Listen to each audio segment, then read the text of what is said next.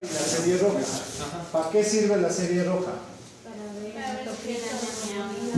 Tipos de anemia, procesos de coagulación, porque también evaluamos plaquetas. Las plaquetas se involucran en procesos de coagulación.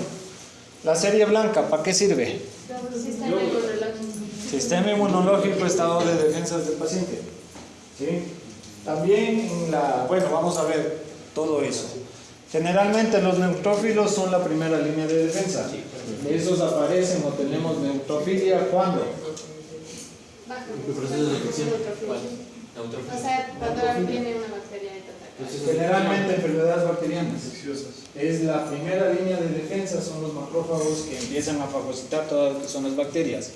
Los linfocitos, una linfopenia, ¿cuándo tenemos? ¿O qué más nos indican? Linfocitos T y linfocitos B. Tenemos los eosinófilos que son específicos para enfermedades parasitarias. ¿Y qué más? Alergias específicas, shock anafilácticos, shock principalmente por alergias a fármacos. Ahí se disparan los eosinófilos. ¿Sí? Los linfocitos T, ¿en dónde maduran? ¿Por qué viene el nombre de T? ¿Y los linfocitos B? En la bolsa de Fabricio, no en el vaso. En las aves sí, la bolsa de Fabricio es el reservorio de estos. ¿Sí? En aves. Las placas de Peyer también sirven como exploradores inmunológicos o reservorios en las aves igual. El 70% del sistema inmunológico está en la sangre, en el sistema digestivo. ¿Sí?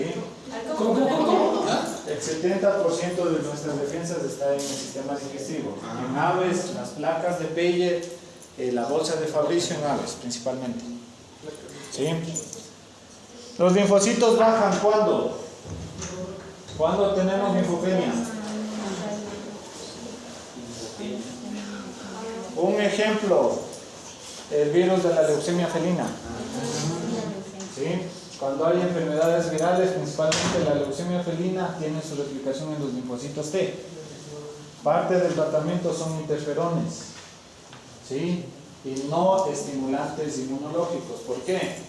Va a haber mayor proliferación de linfocitos y se va a multiplicar mucho más rápido el virus. ¿Qué más vemos ahí? En serie blanca, linfocitos bajos. Simplemente con un hemograma nosotros ya podemos identificar qué tipo de patología tiene. Linfocitos baja obviamente puede ser viral. Los granulocitos son células no diferenciadas. Ahí están los mielocitos, los eosinófilos, los basófilos. Por eso no se marcan ahí, no son tan diferenciadas. Pero está superior al límite. El granulocito. Sí, pero no sabemos exactamente cuáles son. Si la mayor población son eosinófilos, basófilos o los granulocitos como tal. Todos se evalúan tanto en porcentaje como en números individuales. ¿Qué más? En la serie roja, ya hablamos la vez anterior cuáles son los indicadores de que nos indican anemia. Los eritrocitos. Hematocrito, ¿qué más? Conteo general de eritrocitos, ¿qué más? Lactato. Sí. La hemoglobina, los tres. Eritrocitos, conteo general de glóbulos rojos y hemoglobina. Los tres nos dan el grado de anemia. O sea, si los tres están bajos ya tenemos anemia. ¿Qué pasa si uno nomás está bajo? Por ejemplo, hemoglobina está bajo. ¿Considero o no considero anemia? No. ¿Por qué no? Porque puede ser solo como de parcial, o sea, Por algún transitorio. otro motivo patológico. Generalmente, si el hematocrito está bajo y el conteo de glóbulos rojos está bajo, ya es anemia. El hematocrito simplemente es la cantidad, la hemoglobina simplemente es la cantidad de proteína que tenemos en los glóbulos rojos. Acuérdense en lo que les dije que tenía la anemia nombres y apellidos. ¿Sí? ¿Qué más vemos ahí? Ya sabemos que con esos tres valores tenemos anemia. ¿Qué más nos fijamos? El color y el tamaño. El color y el tamaño. ¿En dónde vemos eso? Creo que en el MSD Eso se llaman volúmenes eritrocitarios. ¿Sí? Ahí tenemos el volumen corpuscular medio, hemoglobina corpuscular media. El volumen nos da el tamaño del eritrocito. Ahí tenemos macrocítica o microcítica o normocítica. En hemoglobina tenemos si es hipercrómica, normocrómica o hipocrómica. Ahí tenemos. ¿Qué más nos falta? Ya vimos esto en la clase anterior. ¿Qué más nos falta? ¿Sí? ¿Sí vimos? Si es regenerativa o no regenerativa. Las plaquetas bajas, todo eso tiene que ver con procesos de coagulación. ¿Es importante o no hacer un hemograma? Sí. ¿Qué información tenemos en todo esto? Inflamatorio o infeccioso. Procesos inflamatorios, procesos infecciosos, plaquetas bajos. Sugerimos hacer tiempos de llenado, tiempos de coagulación sanguínea, TP, porque puede estar en procesos hemorrágicos. ¿Sí? Tipos de anemias. Más que todo igual, si son regenerativas o no. ¿Entendido? Vamos con bioquímica. Estos exámenes es un perfil básico, el más simple que nosotros podemos hacer. ¿Sí? Que podemos pedir analitos individuales, también lo podemos hacer. Pero ya tenemos paneles normales, un panel hepático, panel renal, paneles más específicos. ¿Qué vemos aquí? Porcentaje de proteínas. ¿Por qué puede estar bajo? Albúminas, globulinas, proteínas totales. ¿Por qué pueden estar bajo? Hepático. Hepático y procesos de ayuno. ¿Sí? ¿Qué vemos ahí? ¿Qué les llama la atención? El calcio está alto. El calcio está alto. ¿Por qué se debe la elevación del calcio? El calcio se excreta por los riñones. Todo se excreta por los riñones. Lo que no sirve se fue. Principalmente el nitrógeno, no es el calcio. Porque el nitrógeno úrico también está alto. Está muy alto. El nitrógeno urémico está elevado. Y el calcio también. Pero el calcio es específicamente renal. No. El fósforo sí. Algunas literaturas, algunas investigaciones indican de que valores elevados de calcio asocian a metabolismos secundarios a neoplasias. Ah, sí. Ay, sí. ¿Sí? Puede ser por ahí. ¿Por qué? Porque el calcio es un analito que forma intermediario en la bomba de sodio y potasio. Algunas literaturas dicen eso, no está 100% comprobado, ¿no? Nitrógeno urémico elevado, fosfatasa alcalina elevada, creatinina elevada. ¿Seguro? Renal. ¿Por qué hepático? ¿Por qué hepático? Por la fosfatasa. Fosfatasa alcalina, ¿dónde se libera la fosfatasa alcalina? En el hígado. ¿Seguro? ¿Ah, sí? Generalmente forma parte del metabolismo hepático. GGT, fosfatasa alcalina principalmente son de los conductos biliares. La fosfatasa alcalina también hay cuando el paciente ha bajado de peso completamente rápido en el músculo. ¿Sí? No es específica hepática. ¿Sí? Cuando hay problemas, por ejemplo, atropellamientos de un perro, fosfatasa alcalina y creatinina pueden estar elevadas, porque también se desprende del músculo. Problemas de pulmones, la creatinina también puede estar elevada, porque en el pulmón también se excreta eso.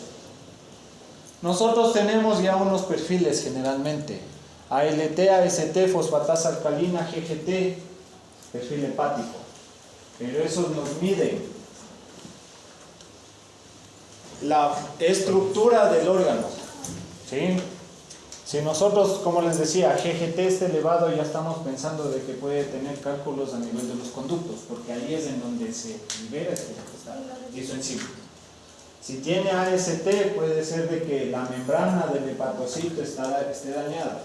Si tiene elevado ALT, puede ser de que todo en sí el hígado está inflamado. Mientras que los otros miden la funcionalidad, cómo está funcionando. En resumen, todos estos exámenes de laboratorio vemos más lo que es funcionamiento. Para integridad de los órganos, ¿qué exámenes hacemos? O sea, ahorita estamos viendo, probablemente es una enfermedad hepática. ¿Por qué? Porque los analitos están elevados, la funcionalidad está elevada.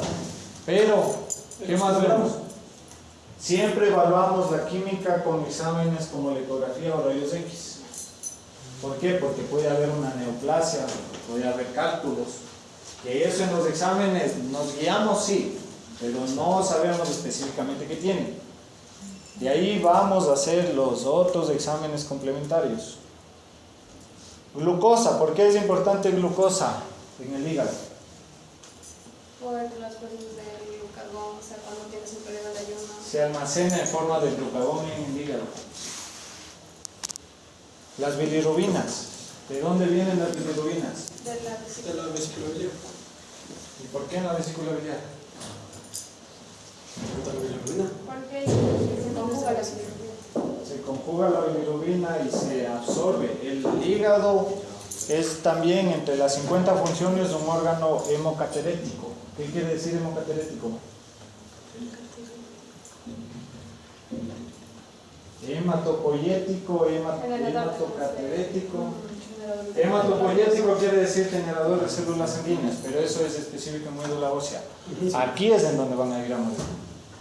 Y ahí es en donde se recicla. Por eso el eritrocito se rompe, la hemoglobina se rompe, se recicla el hierro y de ahí se desdoblan las bilirrubinas.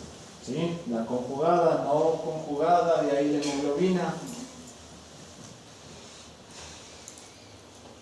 ¿Qué más? ¿Entendido esto de la funcionalidad?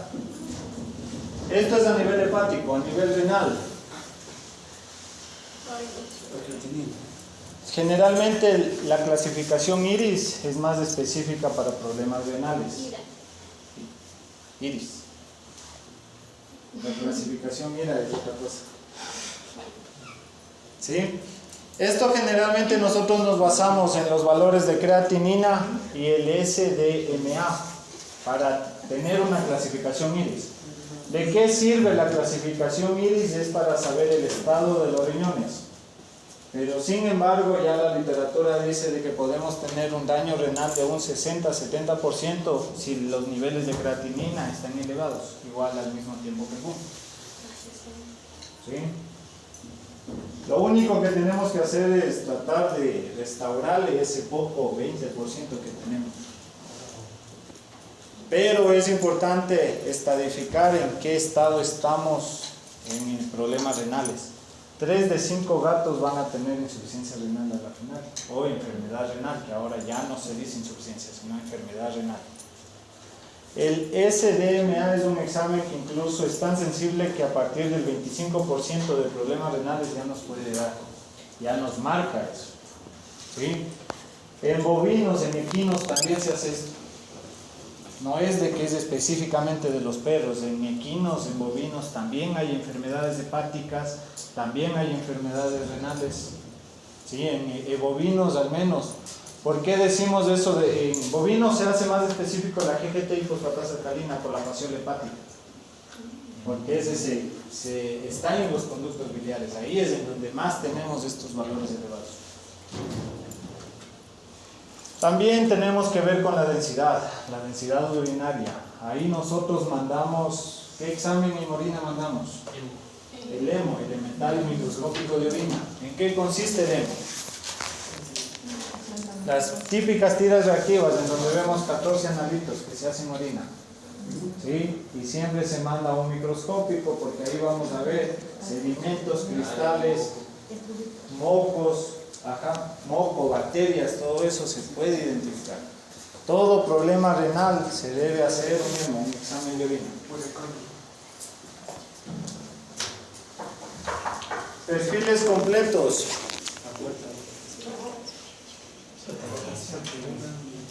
Buenas tardes. Doctor, perdón que le molesto. Aquí tenemos un perfil tiroideo. Se dan cuenta de que no solo mandamos T3, T4 y TSH. Incluso glucosa mandamos. Ese es un perfil completo. ¿Este paciente tiene o no tiene hipotiroidismo? ¿Sí? No. No, porque solo le eché la T4. ¿Qué hablábamos la clase anterior? Y si les digo que este paciente tiene todo el vientre, todo está negro completamente. Golpe. Edema. Dermatitis. Dermatitis, el paciente tenía hongos. Acuérdense lo que decíamos, procesos crónicos, inflamaciones crónicas pueden cambiar el pigmento de la piel. No necesariamente el hipotiroidismo. Pero ahí tenemos, siempre se evalúan todos los analitos, no es solo valor, incluso algunos dicen que valores bajo el límite, o sea, sobre el límite inferior ya se considera hipotiroidismo. 3 meses, 4 meses tratado con levotiroxina, ¿ustedes creen que esa coloración cambió? No. Sí. ¿No? Así como hay perfiles específicos, también tenemos perfiles hepáticos, renales, endocrinos, dependiendo de las enfermedades. ¿Qué pasó en esta muestra? ¿Qué les llamó la atención? A ver, ¿qué cosa va?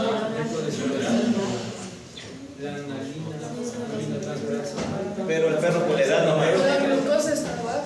Por la edad. ¿Será por la edad? A 15 años. O el dueño tiene 15 años. Don Byron tiene 15 años. Está con un poco de colesterol. Un poco nomás. O sea, Un poco bastante. está bien. Pero ¿qué dice? Todos leamos esto que dice aquí, vean, hasta con palabras grandes nos dice. ¿Este examen sirve o no sirve? No, porque no alterado. ¿Qué quiere decir? ¿Esos valores pueden ser reales, sí o no? No. O sea, se debe a consideración. No, ¿Por qué a consideración? Tomes otra muestra y haga otro. Depende de la clínica. El perro ha comido. Ese examen a mí no me sirve. ¿Qué evalúa ahí? Gracias, Dolly, que le para acá el programa. Ya. Hasta luego.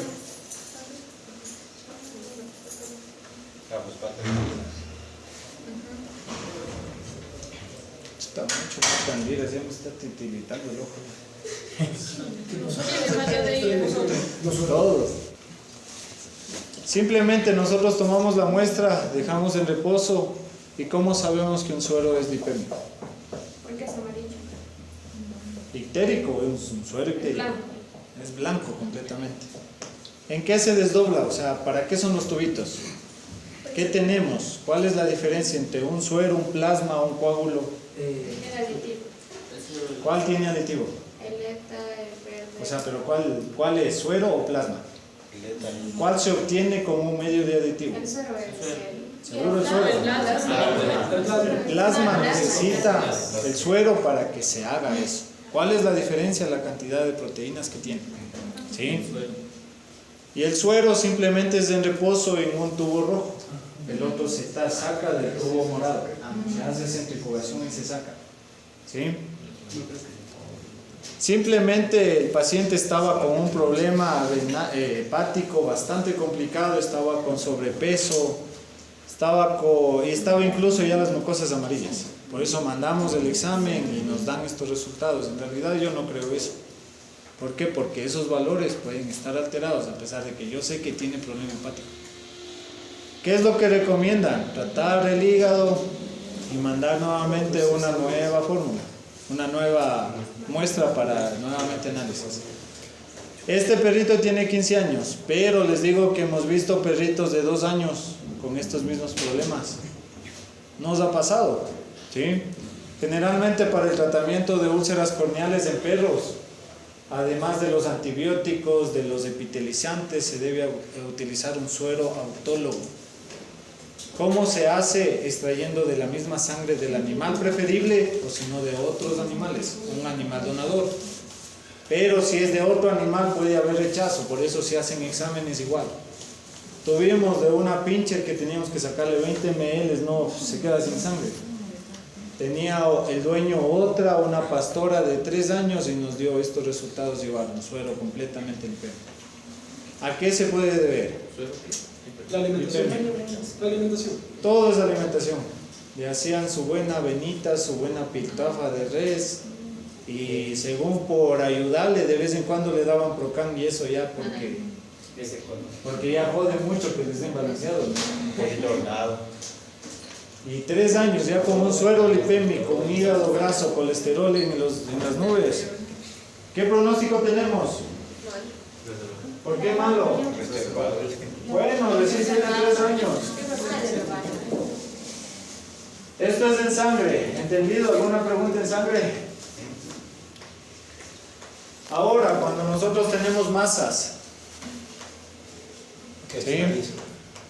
Todos este tipo de masas tenemos en pacientes. ¿Y qué exámenes mandamos al laboratorio? ¿Qué haríamos? Una citología. Citología. Una citología, ¿qué más? Función para familia. Un hemograma. Las improntas dejamos específicamente para órganos. Un hemograma, perdón. Un histopatológico, ¿sí? ¿Cómo tomamos las muestras? ¿Qué muestras tomamos? Histopatológico, ¿cómo mandamos la muestra? Con Un pedazo o si no un sacabocado. Se manda en una solución formol al 10%. ¿Sí? Para histopatología, para citología, ¿qué tenemos? ¿Cómo mandamos citología? Punción con aguja fina o si no aspiración con aguja fina. Hacemos mínimo unas 3 placas y ahí las que ustedes quieran enviar. Siempre se los trae, lo que salga, se hace un flotis y eso se envía al laboratorio. Mediante tinciones nos van a ver qué tipo de células es. Pero aún así, cuando nosotros mandamos citología, siempre nos recomiendan complementar con histopatología. ¿Sí? Aquí tenemos una citología de una masa ubicada en el prepucio. Les cuento más o menos qué es. Es un perro albino pitbull de 7 años, ¿sí? Que tiene una dermatitis actínica y empezó a tener unas masas a nivel del prepucio. ¿Qué es una dermatitis actínica? Es antes del carcinoma, en realidad es un proceso inflamatorio generalizado y es fotosensible. Es simplemente por el sol. Todos los pacientes albinos, los pacientes blancos, sin decirles hasta ahorita no he visto un pitbull que haya muerto naturalmente. La mayoría muere con adenocarcinoma, carcinoma de células escamosas, principalmente aquí, alrededor. Un boxer al menos hasta ahorita no ha muerto por muerte natural. Al menos son ya fabricados específicamente para el cáncer. Mientras es albino, tiene mayor sensibilidad. La fotorradiación, la fotosensibilidad les acaba principalmente. Pero nos encontramos con esto. ¿Qué dice ahí? Que es una inflamación Neutrofílica séptica. ¿Qué quiere decir eso? ¿Cómo interpretan ese resultado? Sí, puede ser aguda. Bacterias. Es específicamente bacteriano porque tenemos aumento de neutrófilos. Los neutrófilos están fagocitando esas bacterias. Hay pus, hay inflamación localizada. ¿Qué tratamiento tenemos ahí? Antibiótico mínimo. ¿Qué tiempo mandamos y qué mandamos? ¿Qué mandamos? A ver, ya están viendo farmacología. Entro. Muy rápido para analizar. Yo mandaría una penicilina trifásica para analizar. Amoxicilina con ácido clorúrico. ¿Qué dicen? No. ¿No? Entro. ¿Quién dice sí? ¿Quién dice no? Oxitetraciclina. ¿Está bien? Muy violento. Pero yo no vuelvo nunca más de usar. Generalmente las cefalosporinas son las que más actúan en piel y se debe mandar mínimo por 15, 20 días hasta 30 días. ¿Sí? Para procesos inflamatorios también nosotros mandamos analgésicos antiinflamatorios o nosotros en este paciente mandamos prednisolona. ¿Sí?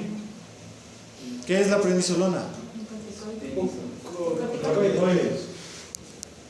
Se debe dar igual. Tiempo máximo y empieza un tiempo de retiro. ¿Por qué creen? Daño en las suprarrenales. Daño en las suprarrenales. Incluso ahorita ya hay los de depósito que supuestamente la triamcinolona no ocasiona ningún efecto. Ahí vienen las investigaciones. ¿Sirve o no sirve? ¿Para qué sirve? A este paciente le mandamos igual por el rash, por la dermatitis actínica, la prednisolona.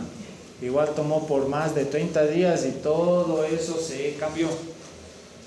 ¿Sí? No era un proceso como nosotros pensábamos que ya era carcinoma. Simplemente fue un proceso inflamatorio. ¿Qué quiero decir con esto? Si no hacíamos exámenes, ya duérmale al perrito, ya. Rifle sanitario. ¿Sí o no? Todos estos exámenes son diagnósticos, ¿sí o no? Sí. Pero también influye la clínica. El 70% es la clínica. Todo lo que hagamos de exámenes complementarios es para confirmar nuestros diagnósticos diferenciales. ¿Sí? Tenemos citología, hablamos de todo lo que es grupos sanguíneos, hablamos de citologías. Ahora, rayos X, ¿son o no diagnósticas? Sí. Rayos X, ¿son o no diagnósticas? Sí. Estas son las densidades. La próxima práctica les explico más sobre rayos X y ecografía, que es la siguiente placa. Ahora vamos a ver diagnósticos. ¿Sí? Apaguemos la luz ya. Veamos más bonitas las escalas de grises. Es perro, gato, puy, conejo, mono, araña. Es un perro, seguro. ¿Cuál es la diferencia? ¿Cómo diferencia de un perro y un gato? Por las vértebras. ¿Cuáles vértebras? La cresta de la vértebra. La cresta nucal del occipital izquierdo, derecho. Es de gato. ¿Sí? ¿Cómo sabemos? Acuérdense en la posición del corazón, la silueta cardíaca. El corazón de un gato es mucho más aplanado que de un perro.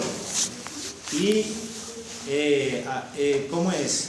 La posición generalmente abarca más de 3 esternebras. En un gato, igual, el alargamiento, la posición de las vértebras, incluso por las esternebras podemos saber de qué es un gato. Esta placa es muy bonita, en realidad es bien tomada. ¿Por qué? Porque depende también del miliamperaje y el kilovoltaje para que una placa salga correctamente. ¿Cómo funcionan los rayos X? Bueno, eso lo explico después. ¿Esto es normal? ¿Sí o no? ¿O qué vemos? O sea, tiene, en los pulmones se ve como hiperecoico, pero no sé si sea normal. Patrones pulmonares en rayos X. Bueno, eso ya les voy a explicar en la siguiente práctica. Hay patrones alveolares, patrones intersticiales, patrones nodulares. Son 4 patrones. Y falta uno, que ya se me fue. Pero esos se miden en los bronquios, todo en el árbol bronquial. ¿Para mí está bien o no? No sé, no se ve. Bueno, no se ve, pero les cuento, para mí está aparentemente bien. Hicimos primera placa de rayos X. En un segundo, bueno, pongámosle un minuto ya.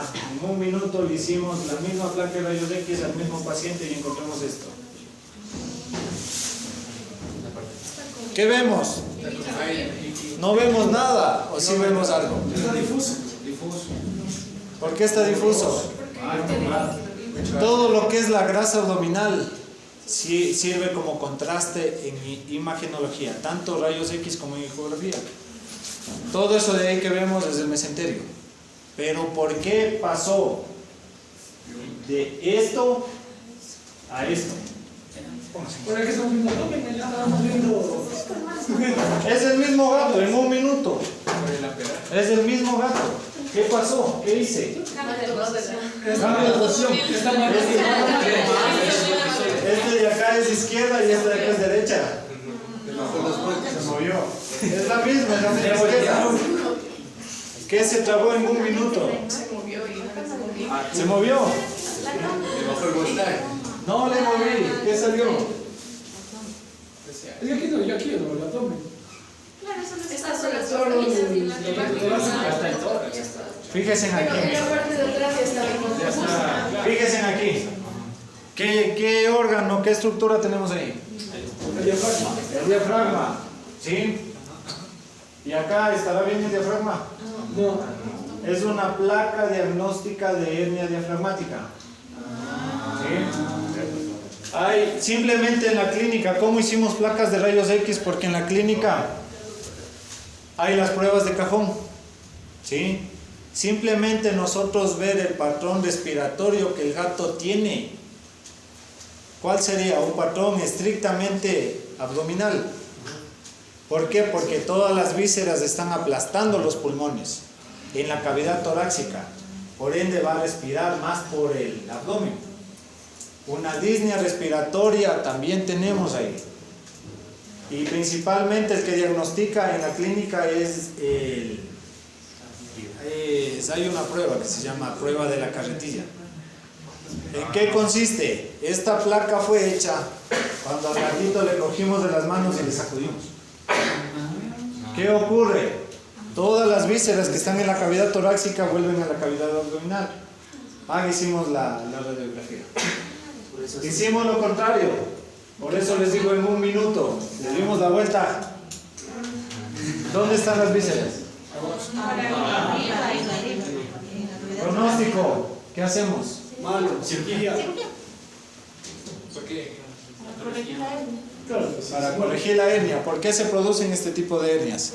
traumatismos. Ya, traumatismos, pero no necesariamente tenía rota el diafragma. Regenerativo. Acuérdense anatómicamente que por el diafragma pasan los hiatos, ¿sí? Hiato esofágico, hiato aórtico, hiato de la vena ácibus, de la cava, ¿sí? Son orificios naturales que el diafragma tiene. Si no, ¿cómo creen que llega el alimento al estómago cruzando por todo el tórax? Es por esas aberturas, por eso que tiene el diafragma. Hay 3 tipos de hernias diafragmáticas. El tratamiento es quirúrgico netamente.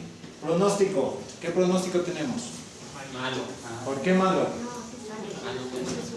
Porque pierde presión negativa en los pulmones, la disnea, entrar en anestesia. Apenas nosotros abramos la cavidad abdominal porque se hace una cirugía con abordaje supraumbilical retrosifoideo.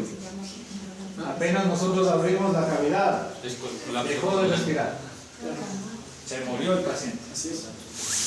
¿Qué le decimos al dueño? A ver, yo entro a cirugía, le va a costar $1000.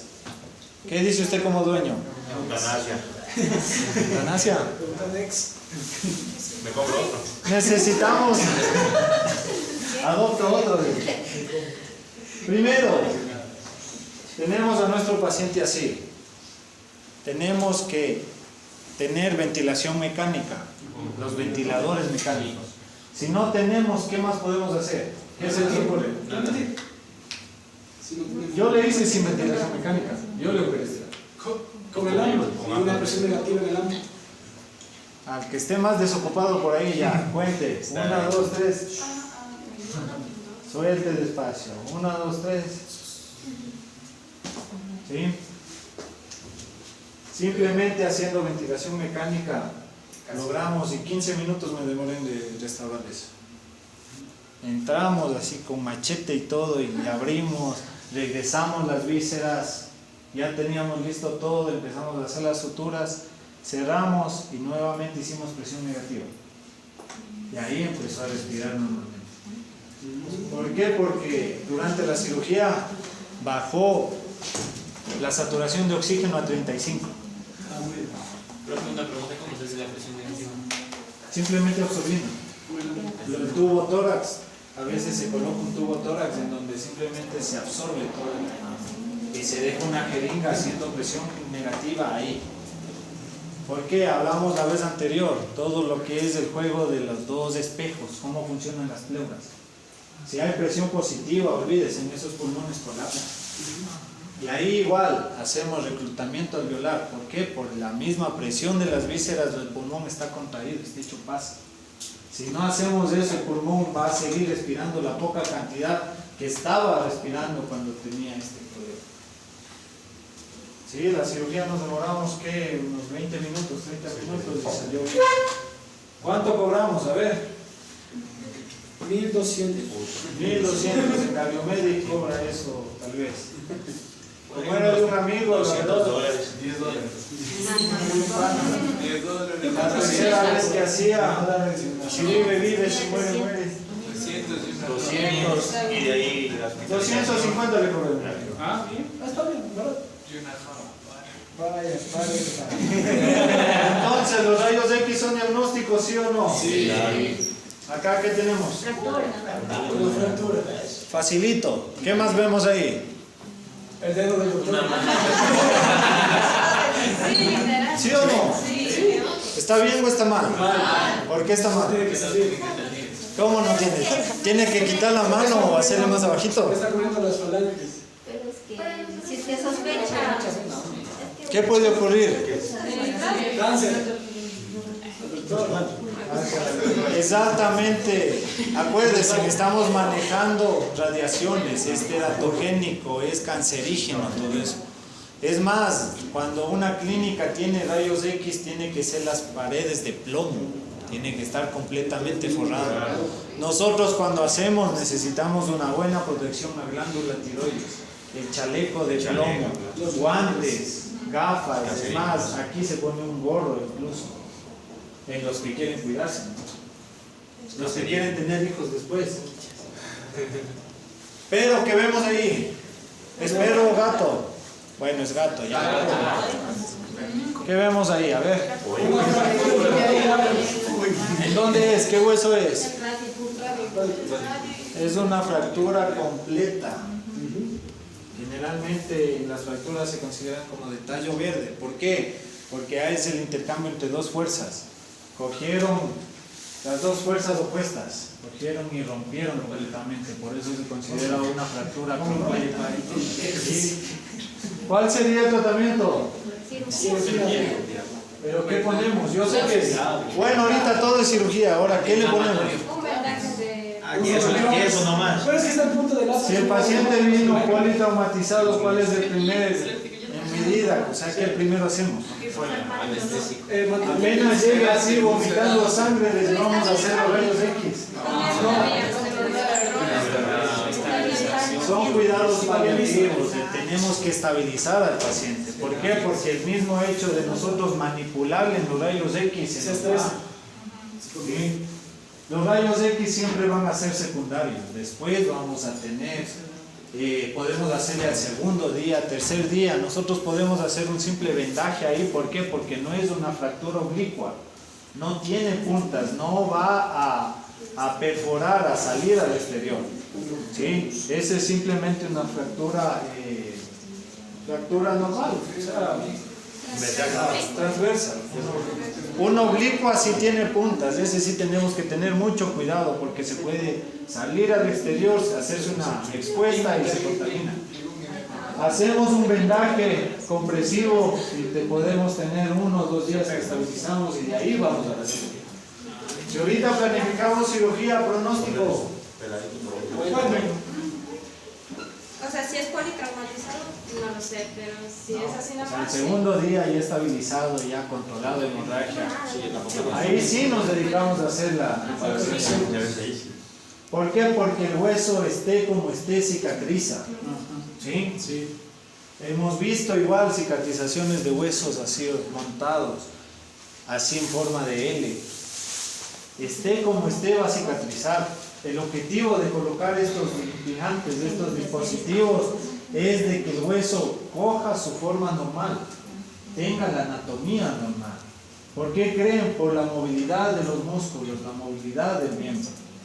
Si el hueso se une lateralmente, no va, toda la extremidad va a ser inservible, porque los músculos se atrofian, los ligamentos.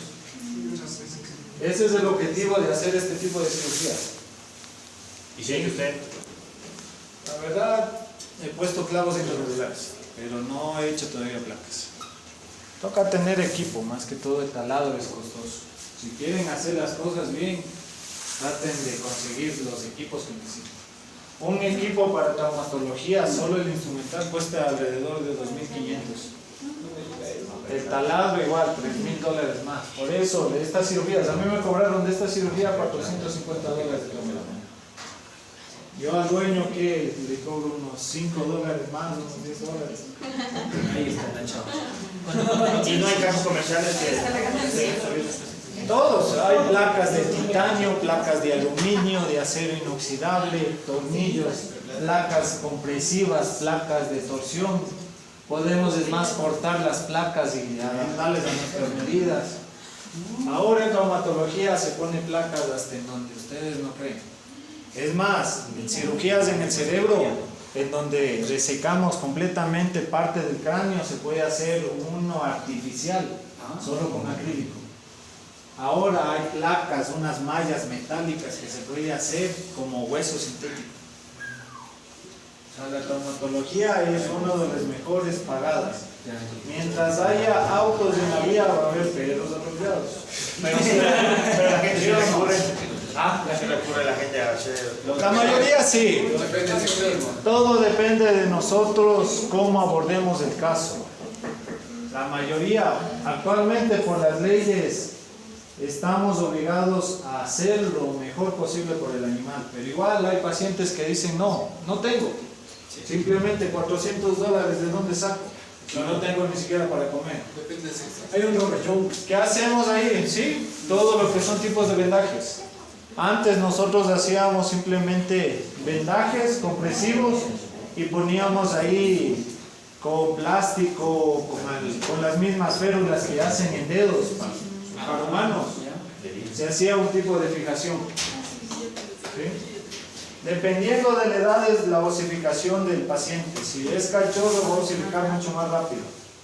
Si es adulto va a tardar mucho más rápido. Sí. Sí, depende de muchos factores, en realidad. Las ecografías, bueno, en el próximo módulo vemos. Es todo lo contrario a los rayos X, ¿sí?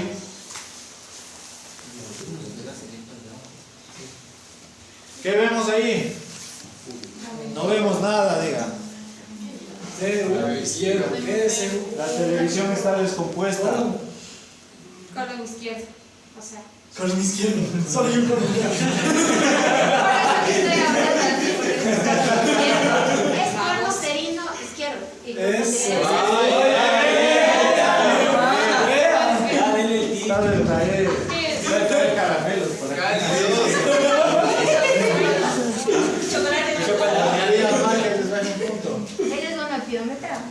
¿Cómo llegamos a hacer esta ecografía? ¿Por qué llegamos a hacer esta ecografía? ¿Cómo creen que llegó el paciente? A ver. Con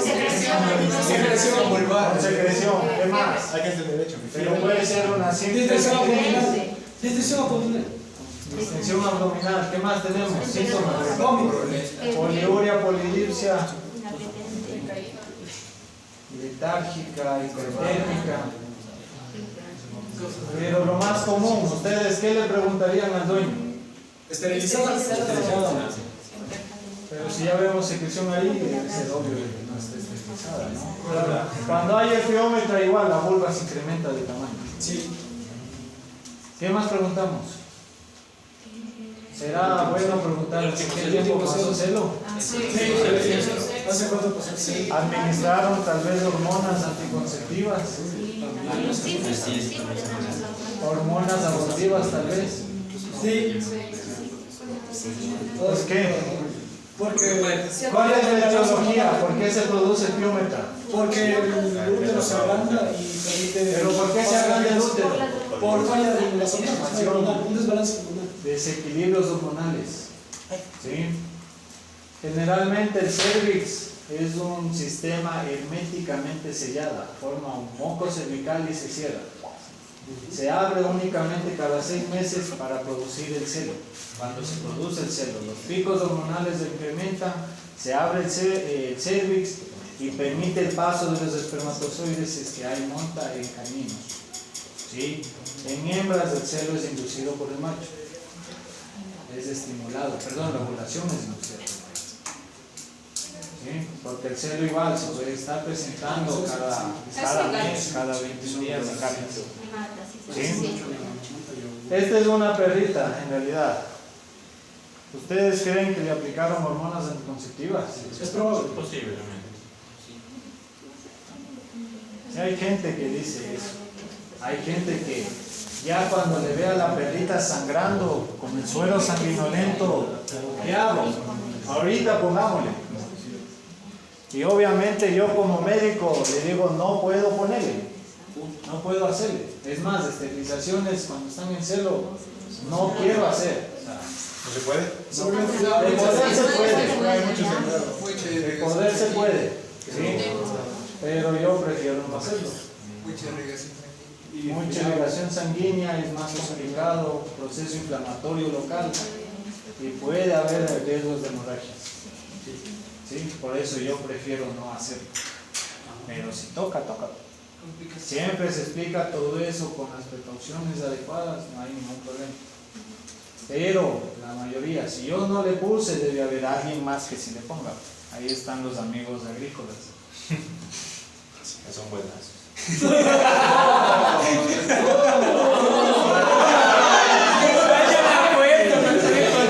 Dale un caramelo también.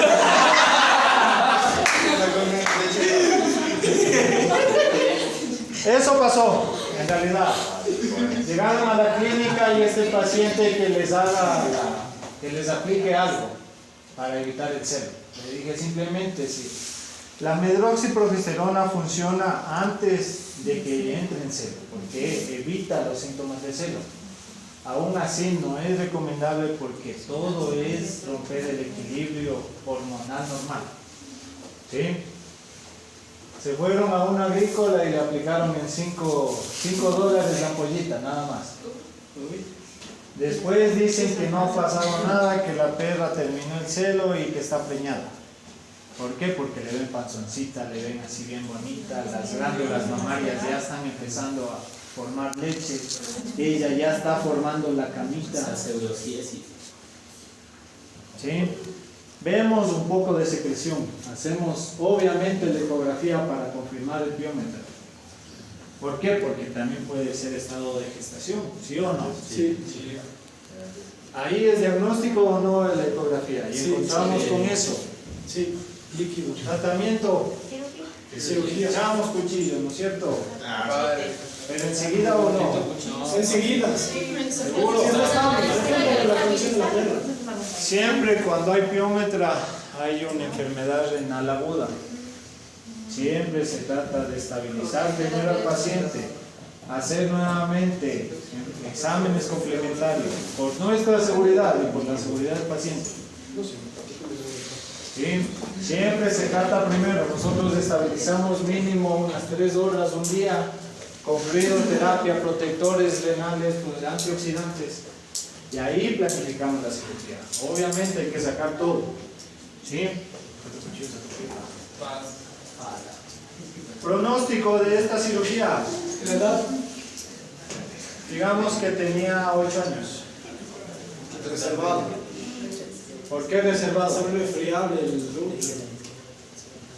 Sí, Causa enfermedad renal. O sea, creo que lo leí por ahí. todo es por compresión. Imagínense que esta perrita pesaba 8 kilogramos y sacamos todo el cuerno uterino que pesaba casi 4 kilogramos. Era un salchichón de este tamaño.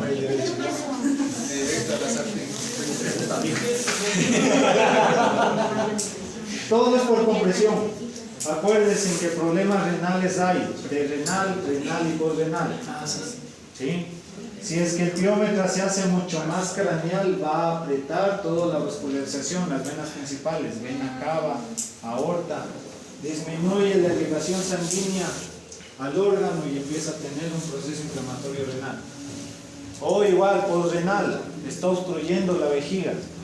Todo evita de que salga la orina, aunque en estos casos generalmente no. Siempre la vejiga está distendida.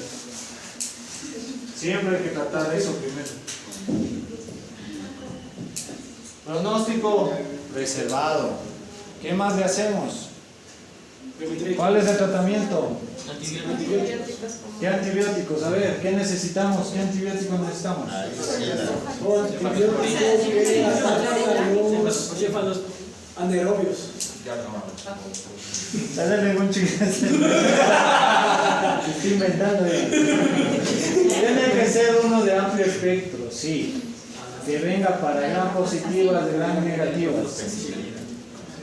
Igual, metronidazol también le ponemos, antioxidantes, acetilcisteína también, protectores gástricos más que obvio porque tienen vómito. Después mandamos antiinflamatorios, analgésicos. Incluso a veces la cavidad abdominal suele estar ya con ultrasudado, porque ya empieza a rebosar de eso. Tenemos que hacer un lavado.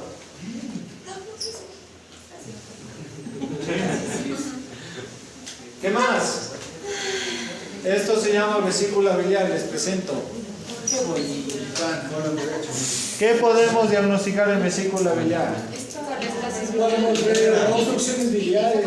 ¿Qué será todo esto? Esto, No, pues lo que está abajo es el hígado. hígado. Y la pared del hígado. O sea, ¿Qué diagnosticamos en vesícula biliar? Principalmente cálculos. ¿Sí? En sangre, ¿qué analitos estaría elevado? Si ya hablamos de eso. ¿Qué más? GGT, fosfatasa alcalina. La amiglasa pancreática. Siempre suele estar acompañado de una pancreatitis cuando hay problemas en vesícula biliar. Solo en el laboratorio nosotros ya podemos diagnosticar el problema de la vesícula biliar. ¿Cómo se presentará el paciente? ¿Cómo estará el paciente? Ictérico, adolorido completamente, vómitos imparables. Igual, nuevamente cirugía. Pronóstico en cirugías hepáticas. Malo. Ahora se hace por la laparoscopía. Malo, igual malo. ¿Por qué malo? Malo, siempre. El hígado da miedo, pero... Es más, tomar una muestra de aquí de vesícula biliar hay que saber cómo tomarla. No se puede hacer punción directa. Se toma por el óvulo accesorio del hígado. ¿Sí? Se hace un abordaje por el óvulo. Y ahí simplemente cirugía. Hay que hacer con mucho cuidado. Pero aún así, riesgo de hemorragia activa. La recuperación sobre todo. En emergencias, cuando hay alguna hemorragia en hígado, hacemos omentalizaciones que se llaman. Simplemente cogemos el aumento, le ponemos ahí, cogemos puntos que se selle, se haga un parche completamente. Si no sale ahí, sí, llamen a un buen cirujano. Llamen a un doctor. Eso pasa. Eso es un riñón. El vaso, el hígado, el riñón.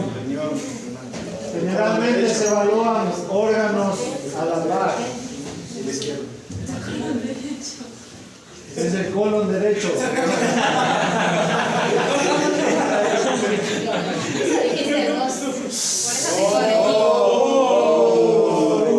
Vamos, en los riñones, ¿qué vemos? ¿Cómo vemos en los riñones? ¿Qué vemos? Corteza y médula, que tenga su epitelio, tenga su diferenciación córtico-medular. Si no tiene diferenciación pelvis renal, ¿qué puede ser? Ya es problema renal. Ya estamos hablando de que no, el riñón no está funcionando bien. Una pielonefritis, está encharcado el riñón, puede tener cálculos. ¿Sí? El vaso y el hígado, el parénquima tienen que ser homogéneos. Los dos se evalúan igual. Los dos tienen que tener la misma coloración, la misma densidad. Nos fijamos en las cápsulas que recubren. Si son homogéneas, están iguales, están lisas. Todo eso vemos en los riñones. Se evalúa tanto izquierdo o derecho. Se toman medidas, sí. Todo se mide con ecografía. En estómago. La pareja. Está hiperecórica. ¿Cómo se llama eso? Sombra acústica. ¿Por qué se produce eso? Puede ser gas, un cuerpo extraño, puede ser cualquier cosa que no permite el paso del traductor, del ultrasonido. del ultrasonido. Cuando es intestino evaluamos todo lo que son las paredes de las mucosas. Pared sedosa, pared muscular, pared mucosa. ¿Por qué? Porque procesos inflamatorios crónicos incrementan la pared muscular. ¿Qué vemos aquí? Un feto. Un perro se comió un hámster. Es un pollo, es un Eso pollo. no es un pollo, un hámster. Sí, Y dejar un pollo. pollo, tiene así. Le das un pollo. Y el pollo tiene latido. Aquí está la sala. Tiene frecuencia cardíaca. Cono derecho. Ecos gestacionales también se deben hacer. ¿Sí? ¿Por qué es importante los ecos gestacionales? Para ver Si en la cabeza del cráneo tiene relación con el conducto, si va a poder parir sola. El estrés es El estrés fetal teniendo frecuencia cardíaca. ¿Sí? ¿Qué creen que pasó con este paciente? No salió normal. No sabe, feto, es un eco fetal. No salió normal, la cabeza está muy grande. De agujeritos, pues. ¿Por qué estás diciendo pollo? Yo le veo como hámster. Al huevo. Yo le veo como hámster. Pues pasa por el conducto uterino. Generalmente se hacen como les digo, está bien lo que dice, para medir diámetros de la cabeza, diámetros encefálicos, para saber si va a poder parir solo o no. ¿Sí? Frecuencias cardíacas, ¿por qué creen que medimos en cachorros? Estrés fetal. Para ver si hay estrés fetal o no. ¿Qué creen que terminamos con este caso? Cesárea. Cesárea. No salía. Porque simplemente, bueno, les cuento, es una perrita French Poodle. Segundo, el perro que le monté es una cosita bien pequeñita, mucho más pequeña que la hembra. Normal. Según el diámetro fetal, el diámetro encefálico podía parir sola. Pero, o sea, los cachorros estaban pequeños, bastante pequeños. Pero ¿qué creen que pasó? Era primeriza. No tenía concepción. ¿Por qué influye que sea primeriza? No diría Porque no sabe. No, por la dilatación. del cervix. ¿Por qué era la primera vez? ¿Por qué más?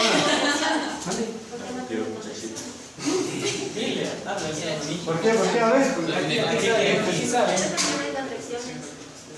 Las contracciones son específicas por los fetos. Si los fetos están vivos, hay las contracciones uterinas. Si los fetos están muertos, olvídense que salen esos fetos muertos.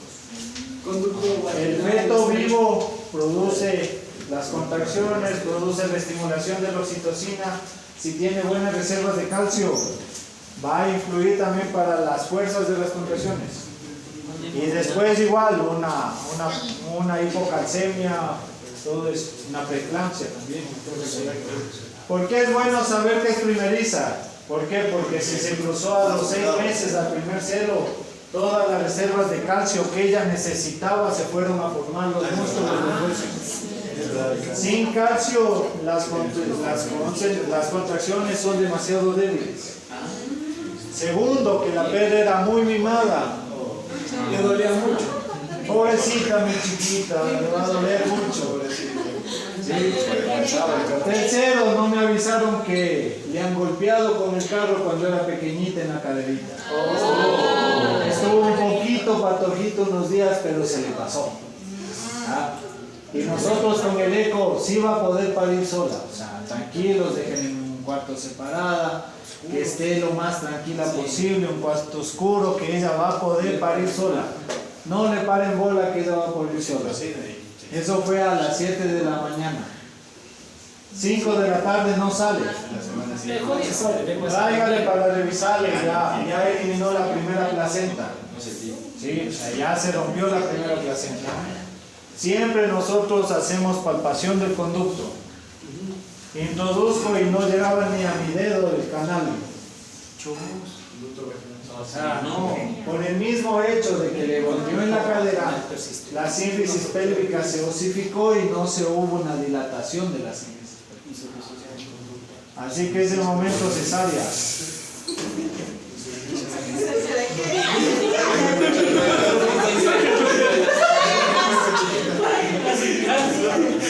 Terminamos en cesárea, pero como el dueño era tan responsable, al mes de vida llegaron los cachorros contagiados de parvovirus.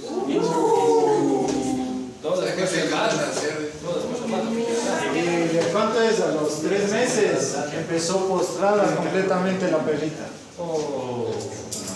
Se postró completamente, ya no movía el tren posterior. ¿Todo por qué creen? A raíz del golpe que tuvo. El peso de los fetos, el peso de la cavidad abdominal, el esfuerzo que era manejar el parto.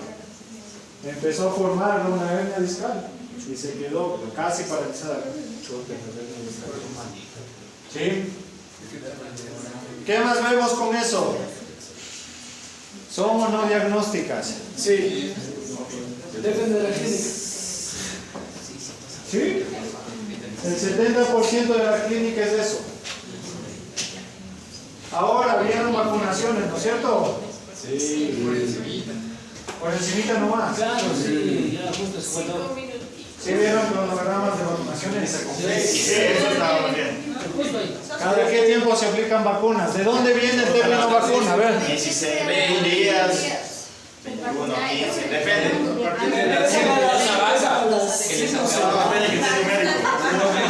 ¿De dónde viene el término vacunas primero? A ver. A partir de la vaca. Algo así. A partir de la vaca.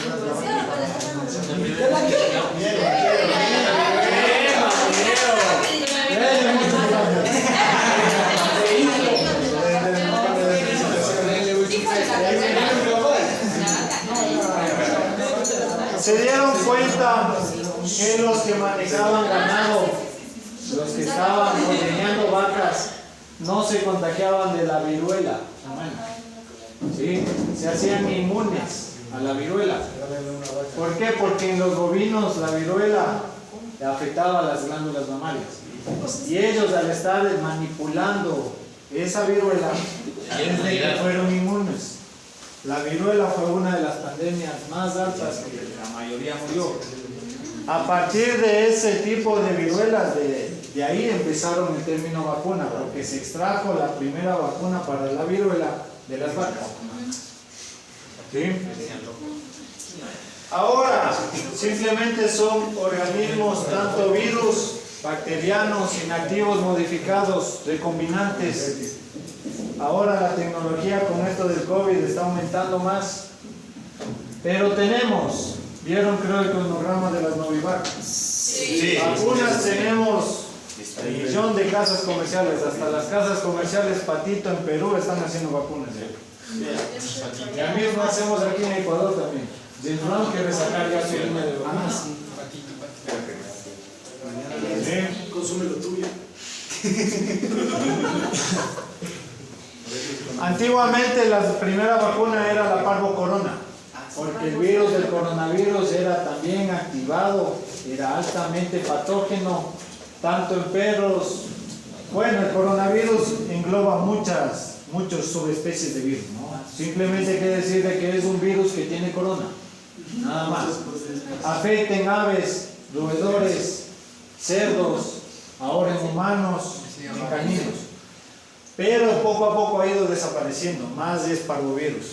Tanto el parvovirus como coronavirus tenía afinidad por los enterocitos. ¿Sí? Ahora, como les digo, eso era antes, aunque sí se siguen comercializando las vacunas parvocorona. Con todo esto de que están llegando nuevos perritos de otros lados, principalmente de Colombia, se está actuando más pronto el virus del moquillo canino. Pacientes de mes y medio, máximo 2 meses, ya estamos teniendo moquillo canino.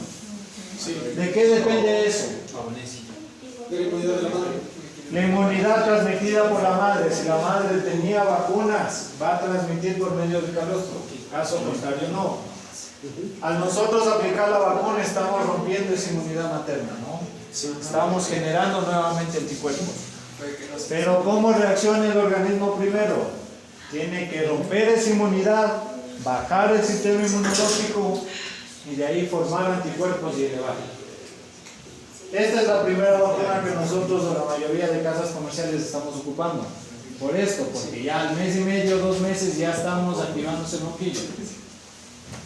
¿Sí? Esta es una cuádruple. Cada virus tiene cepas. Generalmente las vacunas son hechas con las cepas más lentogénicas, las más pequeñas, o sea, las más fáciles de manejar. Por eso tenemos la cepa del moquillo, que es esa de ahí que no sé pronunciar. El adenovirus tipo 2, igual. El parvovirus canino. En parvovirus tenemos 10 millones de virus en cada vial de la vacuna. Toda esta tecnología, todos estos virus son inactivos, ¿sí? En esta vacuna. Pero vienen con una tecnología que es la liofilización. Tenemos que ocupar un diluyente en esta vacuna, solo en esta. En la otra múltiple vamos a ocupar las leptospiras como diluyente. Algunos autores, algunos en la práctica dicen que el virus, la vacuna de la rabia puede servir como diluyente. ¿Ustedes creen? Sí, porque es de laboratorio, sí. Sí, porque está terminado. Puede ser, pero por algo también mandan diluyentes, sino directamente mandan la vacuna con el virus, con la otra. Yo preferiblemente no combino. Ahora, que un perrito, esos perritos que les comenté anteriormente, pueden volver a contagiarse de parvovirus. Sí, de otras cepas. De otras cepas, porque como ven, esta viene solo para una cepa. ¿Y de cuántas estamos manejando? Son algunas. CPV2, CPV. Dice que un perrito de parvovirus que salió del virus de la enfermedad ya forma anticuerpos de por vida. Es mentira. Por eso, antes incluso había vacunas solo para algunas enfermedades, pero ahora ya manejamos estas múltiples. Generalmente, una vacuna nunca llega al 100%, ¿no? Simplemente quiere decir de que si les da nuevamente la enfermedad no van a morir, o va a ser la reacción más fuerte. No quiere decir de que ya porque me vacunaron para el COVID nunca me va a dar COVID. No. Este es COVID. Hay que ponerle el coronavirus. La primera vacuna, decían a los 15 días alcanza el pico más alto. ¿Sí? El refuerzo, que es esta otra, ¿en qué tiempo creen que actúa ya?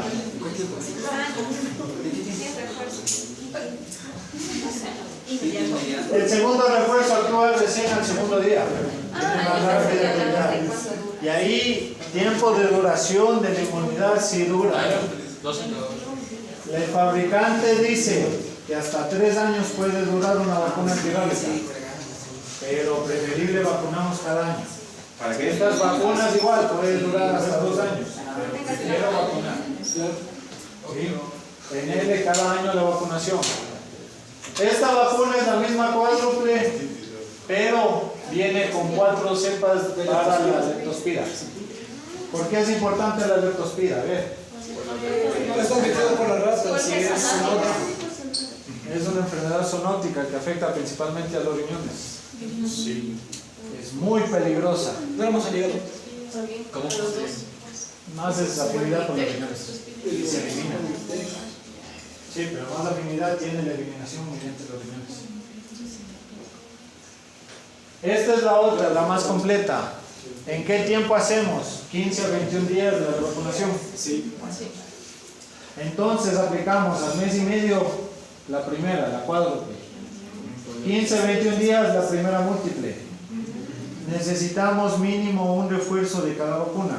En este caso para la leptospira necesitamos otro refuerzo, serían segunda múltiple. Y dependiendo de las zonas aplicamos ya la antirrábica o una tercera múltiple más antirrábica. Pero con 2 ¿Por qué no nos suficientes. ponen otra quíntuple? Porque, por ejemplo, en Tupaco, donde nosotros estamos, hay temporadas de parvovirus y moquillo. En realidad estamos durmiendo, se están muriendo 1 o 2 a la semana. Algunos recomiendan incluso aplicarlas cada 6 meses. Doctor, buenas La múltiple tardes. cada 6 meses. El doctor Listo. Buenas tardes. Zoetis también tiene su vacuna para la bordetela bronchiséptica. Sí, es la que tiene. Es la bronchicine. ¿Cuál es la diferencia entre esa vacuna y esta, si vienen para la misma cepa? La para influenza. Una viene para influenza y la otra no. ¿Seguro es para influenza? Sí. ¿Seguro?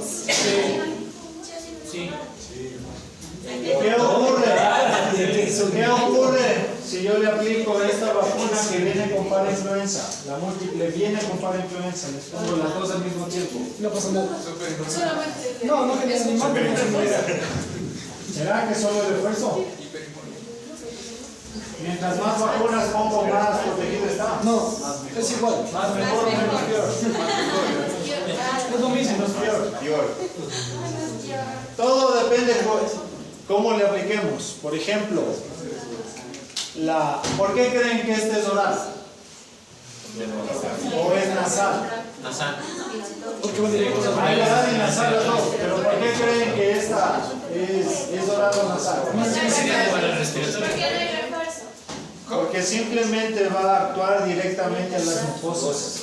¿Sí? Vamos a generar una inmunidad a nivel de las mucosas. La intramuscular o la subcutánea, que es la bordetela, va a actuar en todo general, pero va a tardar más tiempo en hacer efecto. Es más, de esta vacuna se dice de que puede ser como parte profiláctico de tratamiento para el ataque bronquial, que nosotros podemos aplicarlo. Pero yo en realidad prefiero curar el primero para después aplicar el bronquial. ¿Sí? Esa es la diferencia con la otra. La antirrábica. ¿Sí? Como le digo, todos los laboratorios le van a decir que mínimo tienen tiempo de duración de 2 años, 3 años algunos. Esta dice cada 3 años, revacunaciones. Cada 10. 3 veces. Ah, sí, 10. Pero Ecuador no está libre de rabia.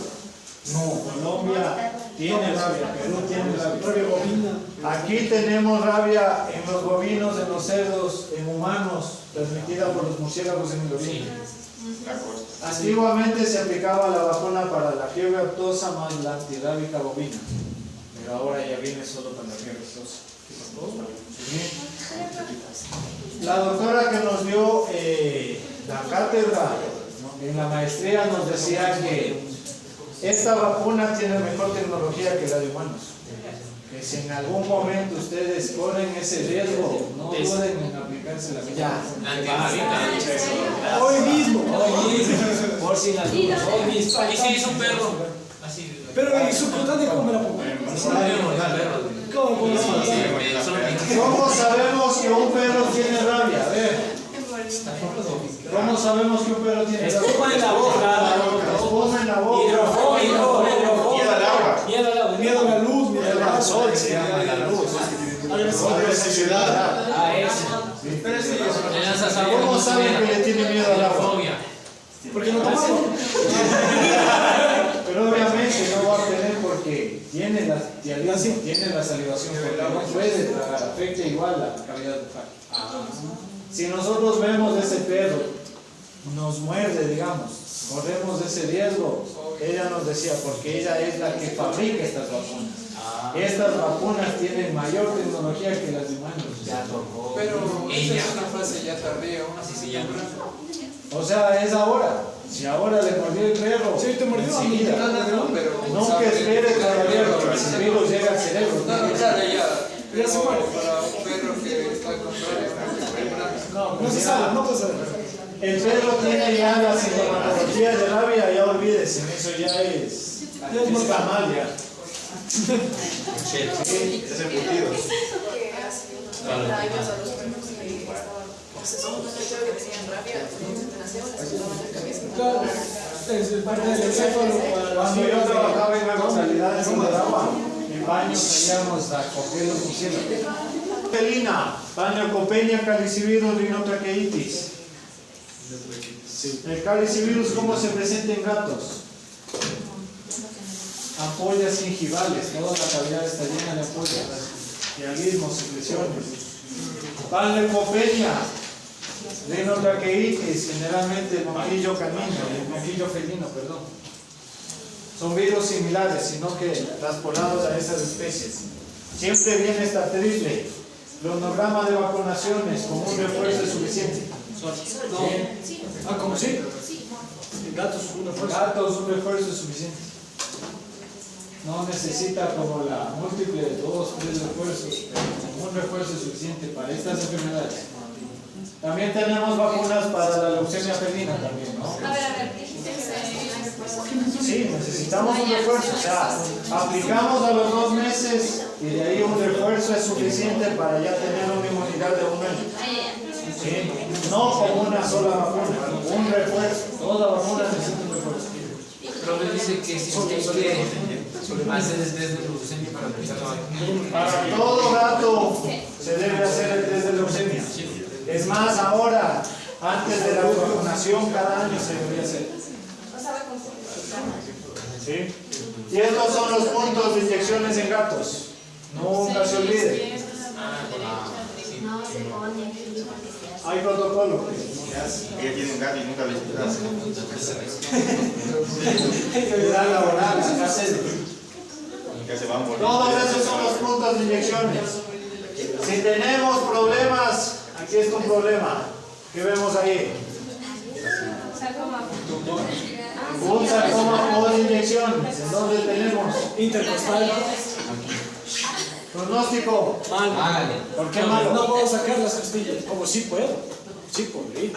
En un gato de este tamaño, el tumor mide casi 20 centímetros. Le saco casi la mitad del gato. ¿Cómo restauramos esas costillas? Porque obviamente, ¿sí o no? Está abarcando costillas. Claro. Está roto la pared. Es malo. Hemos sacado incluso los que se hacen aquí en la parte dorsal.